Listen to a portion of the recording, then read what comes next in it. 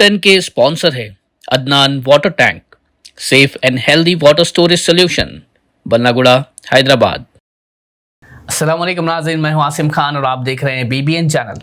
आइए देखते हैं आज की टॉप 10 न्यूज़। ईरान की सबसे बड़ी security body supreme national security council ने एक शदीद बयान में कहा है कि अगर किसी भी सूरत इस्लामिक रिपब्लिक पर फौज का हमला हुआ तो उनके मुसल्लह अफवाज फ़ौरन इजराइल के छुपे हुए न्यूक्लियर फैसिलिटीज़ को निशाना बनाएंगे। शिन्वा न्यूज़ एजेंसी के मुताबिक सुप्रीम नेशनल सिक्योरिटी काउंसिल ने बयान दिया है कि कई महीनों से जारी इंटेलिजेंस ऑपरेशंस के जरिए ईरान ने इजराइल के हाई वैल्यू टारगेट्स की पहचान कर ली है, जो किसी भी इजरायली मिलिट्री एक्शन का जवाब देने के लिए तैयार है। अमेरिका की रियासत कैलिफोर्निया ने ट्रंप एडमिनिस्ट्रेशन के खिलाफ केस दाखिल किया है, जिसमें लॉस एंजलिस में नेशनल गार्ड तैनात करने के फैसले को चैलेंज किया गया है।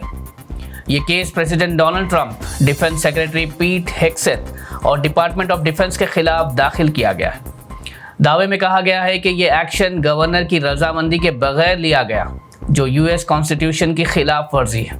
कैलिफोर्निया की अदालत से दरख्वास्त की गई है कि इस गैर मामूली और गैर कानूनी ऑर्डर को फौरी तौर पर रोका जाए।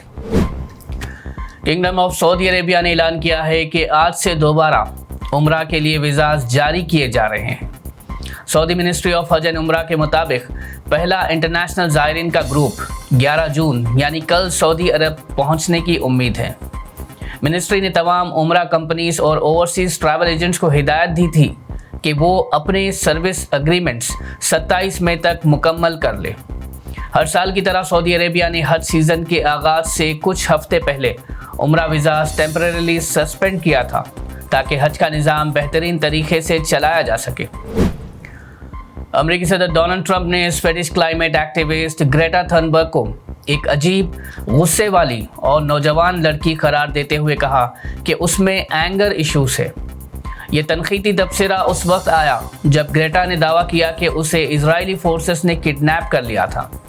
इजरायली फॉरेन मिनिस्ट्री ने क्लाइमेट एक्टिविस्ट ग्रेटा थनबर्ग के किडनैपिंग के दावे को रद्द करते हुए प्लेटफॉर्म X पर कहा कि तमाम मुसाफिरों को उनके मुल्कों में वापस भेजने का इंतज़ाम किया जा रहा है।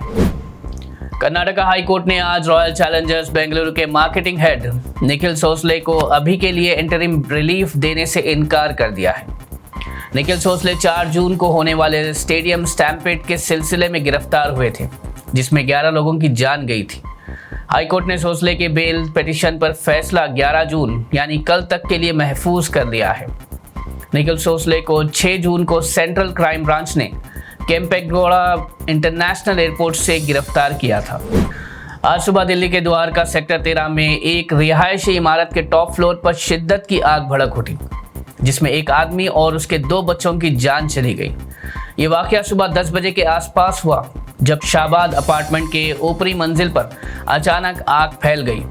डर और घबराहट के आलम में घर वालों ने ऊपर से छलांग लगा दी। फायर डिपार्टमेंट के ऑफिशियल ने बताया कि सुबह 10 बजे पहला कॉल मिला, जिसके बाद फौरन 8 फायर टेंडर्स को साइट पर भेजा गया। आग बुझाने का अमल तवानाई से जारी है और पुलिस, एम्बुलेंस और फायर टीम मौका वारदात पर मौजूद है।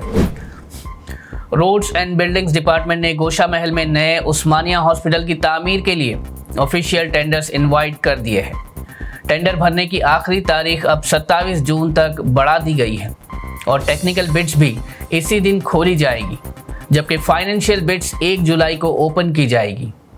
ये नया हॉस्पिटल 26 एकड़ ज़मीन पर बनाया जाएगा और इस पर करीब 2700 करोड़ का खर्चा आएगा। यह फैसिलिटी 2000 बेड्स पर मुश्तमिल होगी और इसे 2 सालों में मुकम्मल करने का प्लान किया गया है। यह प्रोजेक्ट न सिर्फ हैदराबाद का हेल्थ केयर इंफ्रास्ट्रक्चर बेहतरीन बनाएगा, बल्कि पूरे तेलंगाना के लिए एक मिसाल बनेगा।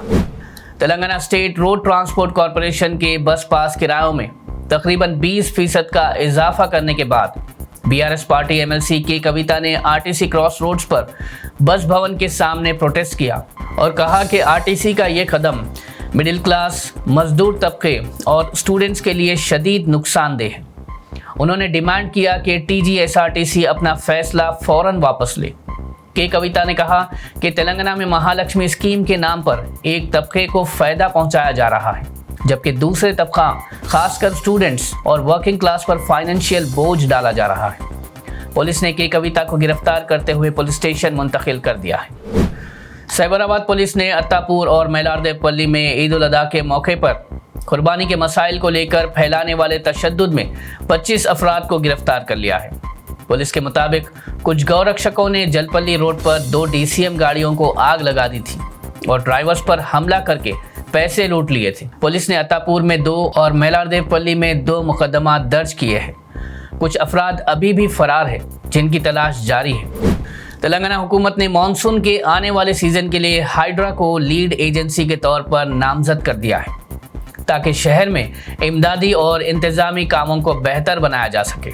Metropolitan area and urban development department की तरफ से जारी एक मेमो के मुताबिक हाइड्रा अब अर्बन फ्लड मैनेजमेंट का जिम्मा उठाएगी और मानसून के दौरान किसी भी इमदादी हालात में इंटर एजेंसी कोऑर्डिनेशन का फर्ज भी अंजाम देगी। एजेंसी का अहम काम हैदराबाद के ड्रेनेज सिस्टम को मानसून के दौरान बरकरार रखना है, जिसमें बंद नालों की सफाई, बारिश का जमा पानी निकालने के लिए पंप्स चलाने और डूबे हुए इलाकों में ट्रैफिक को डाइवर्ट करना, सिल्ट और कचरा साफ करना, टूटी हुई इंफ्रास्ट्रक्चर को हटाना और गिरे हुए दरख्तों को रास्ते से क्लियर करना भी इनकी जिम्मेदारियों में शामिल है। नाज़रीन, ये थी आज की टॉप 10 न्यूज़। देखते रहिए BBN चैनल। मुझे दीजिए इजाजत। अल्लाह हाफिज। Adnan Water Tank presents Adnan Auto Clean Water Tanks for the first time in India. ये self cleaning water tanks हैं, जिनको लगाने से आपका पानी बैक्टीरिया और जर्म्स से महफूज रहता है और आपके घर में बीमारियों का डर कम हो जाता है। फोम लेयर का इस्तेमाल करके 4 लेयर्स में इन टैंक्स को बनाया गया है।